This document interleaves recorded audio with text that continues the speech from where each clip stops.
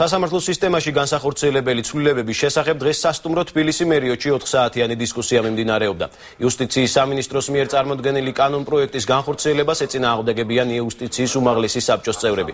კანონპროექტის მიხედვით საბჭოს წევრების უფლებამოსილება წყდება. მედიას სასამართლო პროცესის გაშუქების საშუალება ეძლევა და იზღუდება უზენაესი სასამართლოს თავმჯდომარის უფლებები.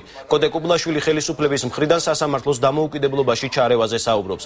შეიზღუდება თუ არა კოტე კუბლაშვილს უფლებამოსილებები და როგორი ცვლილებებისადმი არასამთავრობო ორგანიზაციების პოზიცია, იმ შემთხვევაში თუ საკანონმდებლო ორგანო იუსტიციის სამინისტროს მიერ შეთავაზებულ კანონპროექტს დაამტკიცებს. ნახეთ მეცხრე არხის მთავარ საინფორმაციო გამოშვებაში.